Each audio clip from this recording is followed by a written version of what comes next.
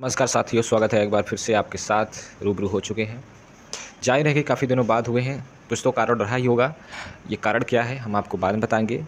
चलिए जान लेते हैं क्या कुछ चल रहा है आजकल इंडिया, या फिर कह लें आपके इंडिया तो नहीं, इंडिया के बारे में बाद में देखेंगे, लेकिन क्या कुछ चल रहा है दुनिया के बारे में आज उसको जान लेते हैं। साथियों, जहाँ एक तरफ रशिया और यूक्रेन के बीच वार काफ़ी दिनों लगभग 1 महीने से चल रहा है, वहीं दूसरी तरफ वार तो चल रहा था लेकिन अभी काफ़ी ज़ोर पकड़ लिया है। किसके बीच ज़ोर पकड़ लिया है? हूदी विद्रोहियों और सऊदी अरब के बीच। क्या कुछ मसला है हूदी विद्रोहियों और सऊदी अरब के बीच, जानेंगे। साथियों, ये भी जानेंगे साथ ही साथ कौन है हूदी विद्रोही, क्या चाहते हैं, कैसे इन्होंने हूदी विद्रोही बने और कैसे इन्होंने अदर देशों पे हमले स्टार्ट करा। जैसे यूएई पर कभी कभी हमला हो जाता है, कभी कभी सऊदी अरब पर हमला हो जाता है। आखिर हमला क्यों होता है, क्या कुछ रीज़न है, सारी चीज़ों को हम जानेंगे विस्तार से। साथियों चलिए देखते हैं। पहले हम सबसे पहले देखेंगे नक्शे में, आपकी मैप में हम दिखा देते हैं कि यमन जो कि सऊदी अरब है, सऊदी अरब, यमन और ओमान और यूएई के बीच क्या कुछ बाउंड्री लगती है, कहाँ पे इनका है लोकेशन।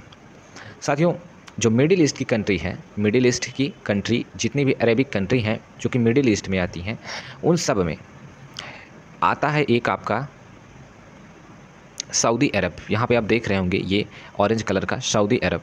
उसी के साथ ही साथ यहाँ पे एक बाउंड्री बना रहे होगी, ये कौन सी कलर है आप कह सकते हैं, वायलेट कलर। कौन सी कलर है? Violet colour. कौन बाउंड्री बना रहा है? Yemen, that is Sanaa. Yemen जो हूदी विद्रोही हो रहे हैं, हूदी विद्रोही जो आ रहे हैं, वो यही यमन से निकलते हैं, यही यमन के हूदी विद्रोही को। अच्छा, हूदी विद्रोही कहाँ से आते हैं? यमन से आते हैं। तो यमन की जो बाउंड्री है, लैंड जो आपकी जो लैंड बाउंड्री है, वो किससे लग रही है? डायरेक्ट लग रही है आपकी सऊदी अरब से। वहीं आपकी लग रही है किससे? ओमान से। ठीक, यूएई भी है लेकिन उससे बाउंड्री नहीं लगती है। ठीक, यहाँ तक बात हम तो जान लिए। ये है कहाँ दिख रहे हैं? अरेबियन सी देख रहे हैं, अरेबियन सी, अरेबियन सीप के बीच यहाँ गल्फ ऑफ आदेन, और यहाँ पे बाब ऑफ मंडेओ, यहाँ पे गल्फ ऑफ आदेन, अरेबियन सी यहीं के आसपास है। और इधर अगर हम आएंगे तो यहाँ पे थोड़ा सा देख रहे होंगे आप, यहाँ पे क्या है? पाकिस्तान है, और पाकिस्तान के जस्ट बाद है ये अपना आ जाता है क्या? प्यारा इंडिया। तो हम बात कर रहे हैं हूदी विद्रोही के बारे में। यहाँ तक मैप की बात हो गई। अच्छा, मसला क्या है? पहले मुद्दा हम जान लेते हैं, फिर हूदी विद्रोही क्या कुछ कर रहे हैं इनके बारे में हम जानते हैं। मसला ये है साथियों कि अभी हाल में ही जो हूदी विद्रोही हैं, इन्होंने अटैक करा। किस पे अटैक करा? आपके सऊदी अरब पर। अच्छा, सऊदी अरब के अटैक किया तो अटैक कुछ ज़्यादा हो गया? जी बिल्कुल ज़्यादा हो गया। जैसे इन्होंने मिसाइल या ड्रोन से हमला किया। कहाँ पे किया? सऊदी अरब पे। अब हमला इतना ज़्यादा घातक था कि ये तेल कंपनी भी उड़ा दी है। एक तेल फैक्ट्री थी या कह लीजिए कंपनी थी, उसको भी इन्होंने क्या करा? उड़ा दिया मिसाइल से या फिर कह लो ड्रोन हमले से। और काफ़ी दिनों से चल रहा है। तो जिसमें से कुछ हमले तो सऊदी अरब ने रोका ही। अब जैसे जिस पे आप मारेंगे वो तो क्या करेगा? डिफेंस तो करेगा ही, लेकिन कुछ हमले वो क्या करा? नाकाम रहा करने में। ये तो हो गई बात कि क्या मसला है। मुद्दा तो समझ में आ गया, लेकिन क्यों हो रहा है मुद्दा करने वाले कौन है ये नहीं समझ में आया। तो चलिए समझते हैं ये आखिर कौन कौन है हूदी विद्रोही। साथियों, बात है तब की 1980 की। आते हैं, चलते हैं थोड़ा फ्यूचर नहीं, पास्ट में। बात है 1980 की, जब यमन, जो कि अभी हमने मैप में दिखाया आपको, जिसकी क्या है कैपिटल? साना। ठीक, यमन की जो, देखिए हमने बताया आपको अरेबिक कंट्री है। कौन सी कंट्री? ये अरेबिक कंट्री। अगर ये अरेबिक कंट्री है तो अरेबिक कंट्री में जनरली कौन से लोग रहते हैं? जनरली आप कह लीजिए मुस्लिम बहुल क्षेत्र है अरेबिक कंट्री, मुस्लिम ही लोग रहते हैं। अब उन्हीं मुस्लिम लोग में दो टाइप के लोग रहते हैं। वो दो टाइप कौन से? एक शिया टाइप के रहते हैं और दूसरा क्या? सुन्नी टाइप के रहते हैं। सही है। जब शिया सुन्नी के बीच दो संप्रदाय आ गए आपका, ठीक, शिया और सुन्नी। अब जो यमन का जो उत्तरी क्षेत्र है, ये शिया मुस्लिम क्षेत्र का बहुल क्षेत्र है। ठीक है। और ये जो शिया मुस्लिम है, ये लगभग कह सकते हो आप आदिवासी टाइप के कुछ हैं, आदिवासी संगठन है। 1980 की बात है साथियों, जब यमन में शिया, देखिए यमन क्या है? शिया बहुल क्षेत्र है। ठीक, यहाँ और जिसके बगल जो सऊदी अरब है, ये कैसा बहुल क्षेत्र है? सुन्नी बहुल क्षेत्र है। ठीक है। आइए जानते हैं कैसे इन्होंने विद्रोही के रूप में अपना ट्रांसफॉर्मेशन कर लिया। तो हूती जो है उत्तरी यमन में सुन्नी इस्लाम के विचारधाराओं से काफ़ी ज़्यादा परेशान थे, या समझ लीजिए इनकी विचारधाराओं का क्या करते थे? विरोध करते। किसकी विचारधाराओं का? सुन्नी इस्लाम की विचारधाराओं का विरोध करते थे। कौन विरोध करता था? शिया के लोग जो यमन में, देखो यमन में भी दो टाइप के लोग रहते थे। कौन कौन से? शिया और सुन्नी भी। यमन में भी दो टाइप के लोग रहते थे, शिया सुन्नी। जो शिया लोग थे, ये सुन्नी लोग की विचारधाराओं की, इनकी मान्यताओं को क्या करते थे? विरोध करते थे।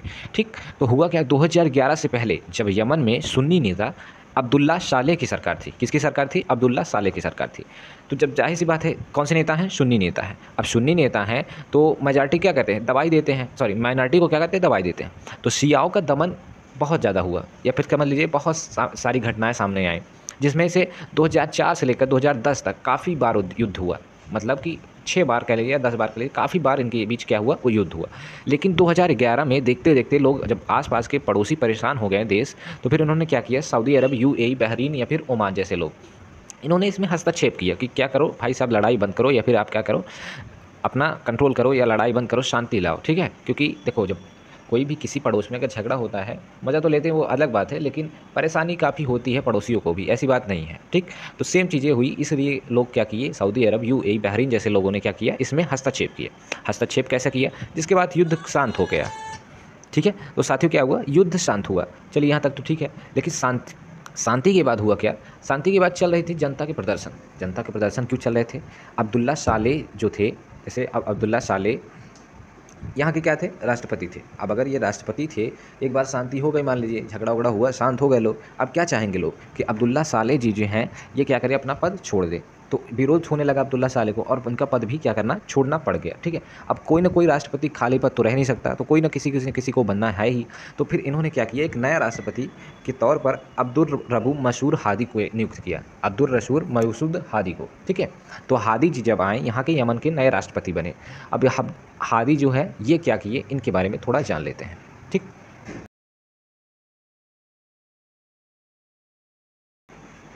अब साथियों आ गए हैं आपके हादी जी।